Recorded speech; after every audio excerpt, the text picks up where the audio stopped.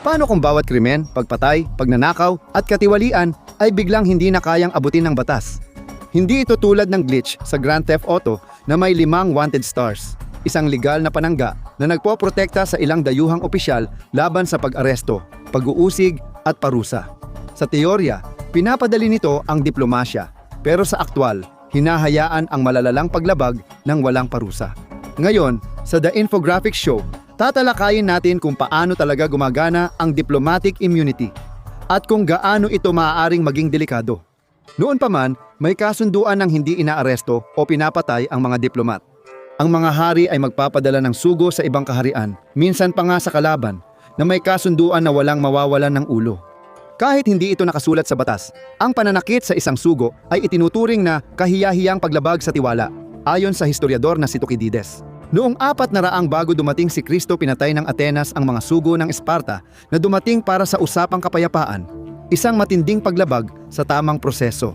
Nag-ugat ang makabagong diplomatikong imyunidad sa Kongreso ng Vienna noong 1814 hanggang 1815 serye ng pagpupulong ng mga kapangyarihan sa Europa matapos matalo si Napoleon. Hindi ito formal na naisabatas sa pandaigdigang batas hanggang 1961 sa Vienna Convention on Diplomatic Relations na naging pundasyon ng mga proteksyong alam natin ngayon. Pagkatapos noon, halos lahat ng bansa sa mundo ay sumunod na pinapayagan ang mga dayuhang diplomat na gampanan ang kanilang mga misyon nang walang anumang panghihimasok.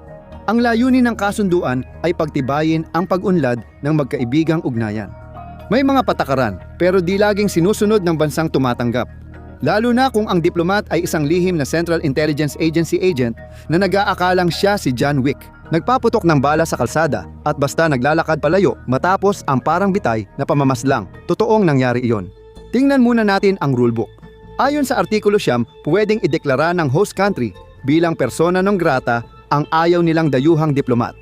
Ayon sa batas, dapat pauwiin ng nagpadalang bansa ang diplomat o tapusin ang misyon sa tamang panahon. Kung tanggihan ang kahilingan, pwedeng ihinto ng host na bansa ang pagkilala sa tao bilang diplomat. Habang naka-assign ang diplomat, hindi pinapayagan ng host country ang pulis o ahente na halughugin ang tirahan nila para sa mga dokumento. Hindi sila pwedeng kumuha ng kahit ano, at kahit pinaghihinalaan ang diplomat, bawal pa ring pasukin ang bahay nila. Dapat payagan ang diplomatic courier na maghatid ng bagay o mensahe ng walang hadlang, maliban kung magkasundo ang dalawang bansa na balewalain ang internasyonal na batas. Bawal sa mga awtoridad ang anumang ipadala sa isang bag, kahit malaking kahong diplomatic. At kung ang isang courier ay opisyal na itinalaga para maghatid nito, ang taong iyon ay hindi rin maaaring arestuhin o ikulong. Pero hindi kasama dyan ang iyong DoorDash driver at alam namin ang iniisip mo. Ibig sabihin, pwedeng magpuslit ng armas o droga ang mga diplomat. Pinapadala ni Winston Churchill, dating punong ministro ng Britanya, ang kanyang Cuban cigar sa pamamagitan ng diplomatic bag. Gayunpaman, ang dahilan ay hindi naman dapat gumagawa ng ilegal ang mga diplomat, kaya hinahayaan na lang ang kanilang mga bag. Ang Artikulo 29 ng batas ang mahalaga dahil sinasabi nito na hindi dapat inaaresto o ikinukulong ang mga diplomat o kung hindi man, dapat gawin ng host na bansa ang lahat ng makakaya nito para hindi iyon mangyari. Dapat silang at ang kanilang pamilya ay may immunity sa kasong sibil at kriminal sa korte dahil sa diplomatic immunity. Kung may ambasador na may pasaway na anak na teenager, tulad ng mahilig magmariwana o laging naaksidente sa sports car, pwede itong magdulot ng gulo at hindi rin masyadong nahuhuli ng lokal na batas. Mas madalas pa itong mangyari kaysa akala mo. Sa ngayon, sundin muna natin ang mga patakaran. Hindi ibig sabihin ng immunity na may ganap na proteksyon ang diplomat at pamilya laban sa lahat ng pananagutan. Ang batas ay para mapanatili ang dignidad ng mga taong protektado. Pero hindi ibig sabihin nito na pwede kang masangkot sa bentahan ng armas at asahan mong ipapakita mo lang ang iyong badge at makakalaya ka na lang basta gaya ng napapanood sa mga pelikula. Maaalis lang ang imyunidad ng diplomat kung papayag ang sarili niyang bansa. Kung mangyari iyon, maaaring kasuhan at hatulan sa korte ang diplomat, pamilya nila o espiya tulad ng iba. May mga bansa pa ring ayaw alisin ang imyunidad kahit mabigat ang kaso ng diplomat at hindi rin ito pwedeng isuko ng mismong diplomat. Nasa desisyon iyon ng kanilang sariling bansa. Kaya kahit na hindi talaga naglalakad ang mga diplomat na parang may get out of jail free card sa kanilang bulsa, marami pa rin silang proteksyon. Kahit makasuhan, madalas nakakakuha sila ng magaan o malambot na trato. Noong Mayo 2002, may 21 anyos na lalaki sa kanlurang London na nilapitan ng dalawang lalaki sa labas ng isang mataong istasyon ng tren. Dahil sa kislap ng kutsilyo, napilitan siyang ibigay ang personal identification number ng kanyang bank card. Nanginig siya sa takot, agad umuwi sa bahay sa suburb ng London at isinalaysay sa ama ang nangyari, na labis namang nagalit. Hindi ordinaryong ama ang kanyang ama. Si Sargento Mayor Jairo Soto Mendoza ng Colombian Security Services ay isang veteranong Special Forces na nakaranas ng matinding karahasan sa bansa. Hindi siya ang tipo ng tao na gugustuhin mong kalabanin maliban na lang kung gusto mong mamatay. Lumabas sina Soto Mendoza at anak niya para hanapin ang magnanakaw at agad nilang nakita ang mga ito sa kalapit na tindahan. Tumakas ang magnanakaw, hinabol ni Soto Mendoza. Hindi tiyak ang sumunod, ngunit nauwi ito sa pagkakasaksak ng kutsilyo sa dibdib ni Damian Broom, isa sa mga magnanakaw. Kalaunan ay namatay siya dahil sa kanyang mga sugat sa ospital, ayon sa ulat ng British Broadcasting Corporation makalipas ang ilang sandali. Pinatay ng diplomat ang magnanakaw dahil sa galit at sabi ng taga-usig, sinadya ang pananaksak para magdulot ng grabing pinsala. Agad inaresto ng pulisya si Ginoong Soto Mendoza at kinasuhan ng pagpatay. Ang problema, siya ay military attaché sa Embahada ng Colombia sa London kaya may diplomatic immunity siya ayon sa batas internasyonal. Ayon sa Telegraph, uusad lang ang kaso kung papayagan ng gobyerno ng Colombia na alisin ang waiver. Maliban kung bawiin ng Colombia ang kanilang diplomatic status, ang pinakamabigat na hakbang na maaaring gawin ng mga autoridad ng Britanya ay ang ipatapon sila. Pumayag ang Colombia sa waiver kaya nagpatuloy ang paglilitis at naging internasyonal na insidente.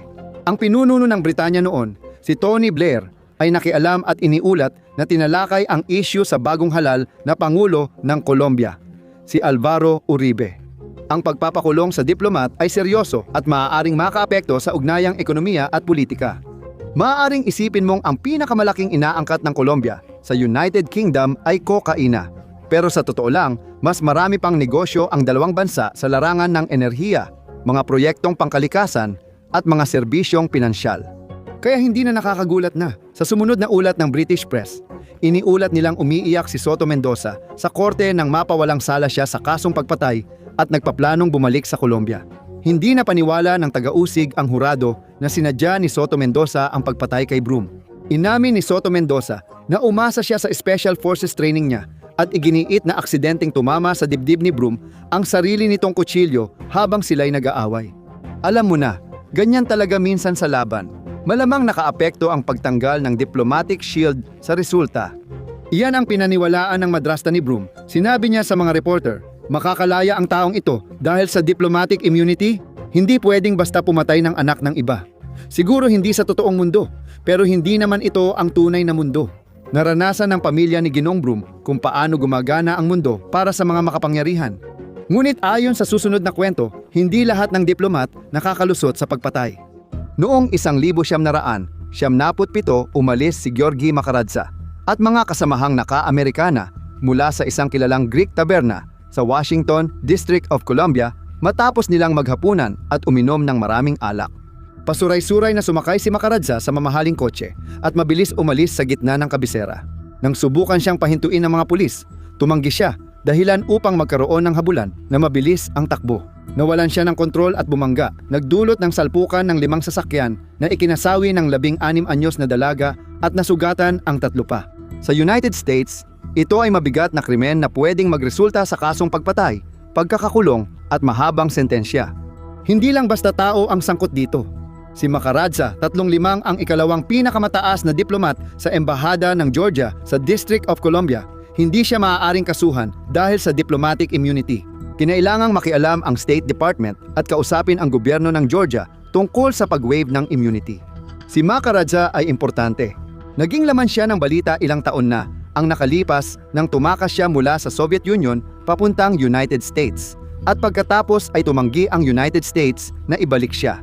Kahit bayani siya noong Cold War, hinatulan pa rin siya ng 7 hanggang 21 taon sa kulungan sa pagpatay. Gayunpaman, dahil sa grabing aksidente at mahigpit ang District of Columbia sa ganito, masuwerte si Macaradza na hindi siya nahatulan ng second-degree murder.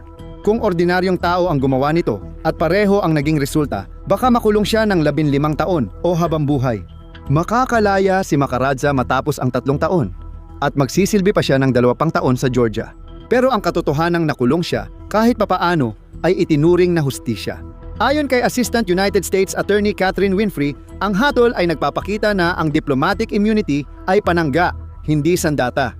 Sabi niya, hindi dapat makalusot ang mga diplomat sa pagpatay ng tao na kadalasang iniisip ng publiko. Tingnan natin ang kaso ni Harry Dunn. Noong 2019 nagmamaneho siya ng motorsiklo sa tahimik na kalsada sa Inglaterra nang mabangga siya ng kotse sa harap. Namatay siya dahil sa sugat. Napag-alaman ng investigador na ang driver ng kotse ay nasa maling lane. Si Dunn, 19 na taong gulang, ay hindi nagkaroon ng pagkakataon bilang ordinaryong tao sa Britanya.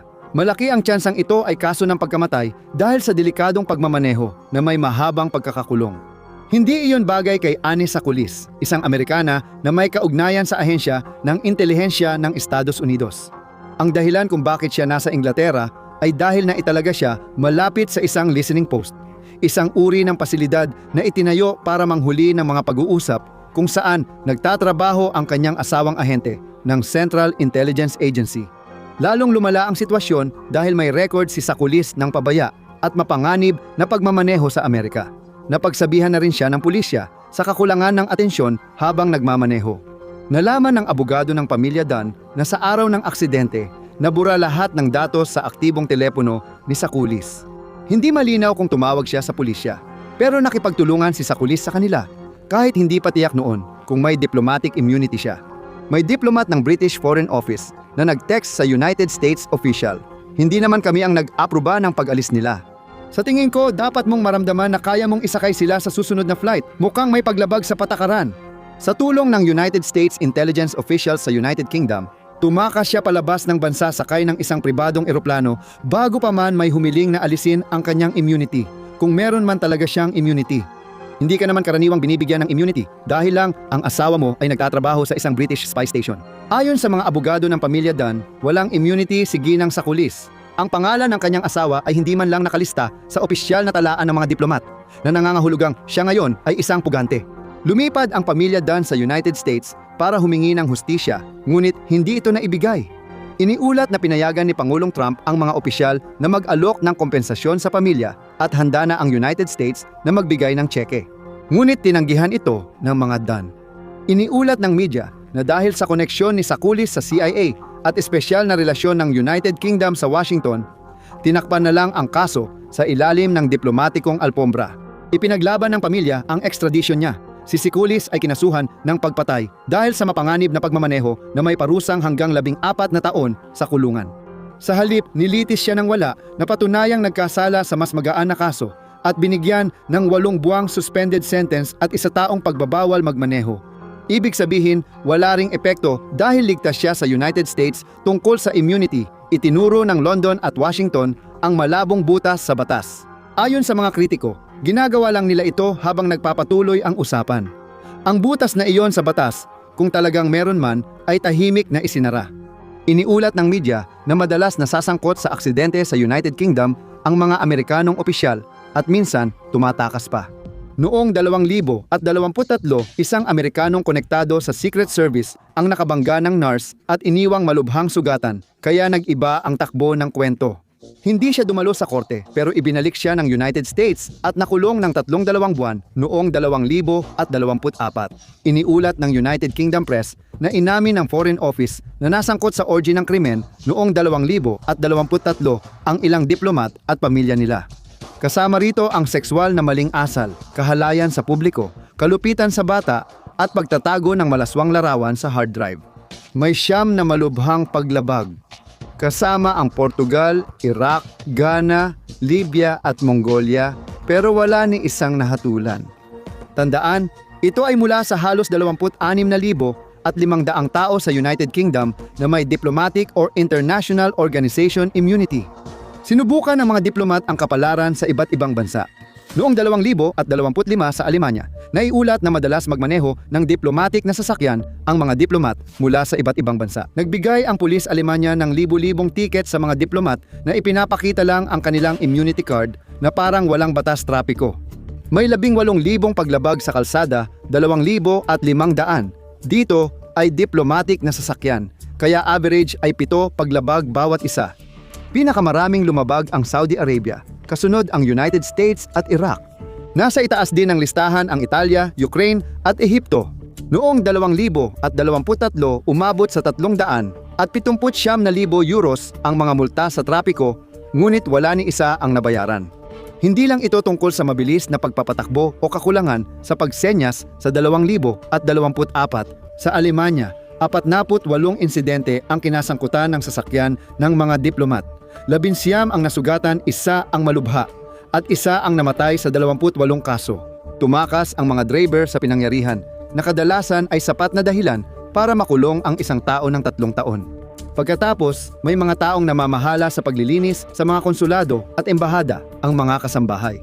Dahil sa malabong legal na kalagayan ng kanilang amo, madalas silang naaabuso. Laging may balita tungkol sa mga manggagawang inabuso, kulang ang sahod at nabiktima ng human trafficking ng mga diplomat. Noong 2023, 2 Pilipinong kasambahay ang nagsampa ng kaso laban sa misyon ng Pakistan sa Switzerland. Inirereklamo ang human trafficking at hindi pagbabayad ng sahod na nangyari rin umano sa United States. Noong 2017 nagprotesta ang mga kasambahay sa labas ng konsulado ng Alemanya sa New York City. Sinasabi na hindi sila nabayaran ng buo sa kanilang sahod. 2 tao ang nagtatrabaho ng 11 oras sa bahay na may 6 na kwarto, 6 na banyo at inaalagaan ang 4 na bata. Sa kabila ng minimum na sahod na 12-13 kada oras sa New York, 4 kada oras lang ang bayad sa kanila. Nagsampa sila ng kaso pero ibinasura dahil sa diplomatic immunity. Ayon sa human rights groups, karaniwan ito at ginagamit ng mga diplomat sa mundo para baluktutin ang mga patakaran. Pag-usapan natin kung kailan talaga nagkakagulo ang mga bagay. Kung hanap mo ay madugong kwento, si Raymond Allen Davis, veteranong United States Army at Central Intelligence Agency contractor na lihim na nagtrabaho sa Pakistan, ay hindi mo na kailangang hanapin pa. Noong 2011 nagpaputok si Davis sa pamamagitan ng windshield ng kotse sa Lahore, ang pangalawang pinakamalaking lungsod sa Pakistan, at napatay niya agad ang 2 lalaki sa lugar. Maya-maya, isang Toyota Land Cruiser ang sumalubong sa trapiko para sagipin siya at nasagasaan at napatay ang 3 lalaki. Nadurog sa ilalim ng mga gulong ang isang inosente. Sinubukan tumakas ni Davis pero naharang at inaresto. Sinabi niyang tinangkang holdapin siya ng mga nakabisikletang lalaki, ngunit taliwas dito ang lumabas sa ebidensya. Nagmamaneho siya nang humarang sa harap ng sasakyan niya ang mga lalaking nakamotorsiklo sa red light. Itinutok ni Davis ang kanyang baril sa windshield at nagpaputok. Tinamaan ang 2 sa likod, kaya halatang hindi ito mukhang panghuhold up. Kinasuhan ng mga autoridad ng Pakistan si Davis ng pagpatay, ngunit namagitan si Pangulong Obama, iginigiit na may proteksyon si Davis bilang administrative at technical na opisyal ng United States Konsulado sa Lahore. Sa madaling salita, may diplomatic immunity siya, pero sakop ba ng diplomatic immunity ang pagpatay sa liwanag ng araw at ang hindi sinasadyang ngunit nakamamatay na aksidente? Ayon sa taga-usig ng Pakistan, kahit tinarget si Davis sa pagnanakaw, sobra pa rin ang kanyang naging tugon. Nagpaputok siya ng 10 beses sa mga lalaki, saka bumaba ng kotse at kinunan ng litrato ang mga sugatan gamit ang telepono. May ulat na nagpaputok pa siya ng 4 na beses sa mga lalaki kahit patay na ang mga ito sa lupa. Ayon kay Pangulong Obama, hindi niya papayagan ang pag-waive ng immunity ng isang pangunahing Amerikanong diplomatiko. Pumunta si Senador John Kerry sa Pakistan para ayusin ang sitwasyon, ngunit pagbalik niya sa United States, mag-isa na lang siya. Kung walang pagbabago, tila embahada ng United States sa Pakistan ang sentro ng malawakang protesta at posibleng pagdanak ng dugo. Ayon sa mga taga-Pakistan, hindi tama na makalalaya agad ang Amerikano na nagpaputok sa kalsada. Kinumpirma ng mga opisyal ng Pakistan na parehong CIA agents sina Davis at ang getaway driver. Inanunsyo nilang nakatakas na sila at nasa Amerika na ngayon. Sinabi ng United States na labag sa international na kasunduan ang pagkakakulong ng mga lalaki. Meron silang immunity, walang waiver na inilabas, at wala ring karapatan ang Pakistan na pasukin ang kanilang mga bahay. Dahil sa background ni Davis, trabaho sa Special Forces, at koneksyon sa Blackwater, hindi na nagpilit ang Washington. Iginiit ng mga abogado sa Pakistan na hindi ito gawain ng espiya, kundi mismong espiya. Simple at direkta, kaya lalong gumulo ang kwento. Lumabas na ang 2 lalaking binaril ni Davis ay posibleng mula sa Inner Services Intelligence ng Pakistan at maaaring binabalaan siya na itigil ang surveillance niya. Isa lang iyon sa teorya, pero hindi talaga tumakas si Davis. Nasa Pakistan pa rin siya At may ilang opisyal na naniniwalang plano ng United States na palayain siya sa kulungan sa paraang parang pelikula. Makakamit ba ng mga pamilya ng namatay ang hustisya? Hindi, maliban na lang kung iba ang pakahulugan mo sa hustisya. Sa huli, nagbayad ang United States ng 24 na milyon sa mga pamilya bilang blood money at ibinasura ng hukom ang kaso. Sa mga oras na yon, malamang nakahiga na si Davis sa first class, nanonood ng pelikula ni Sandra Bullock.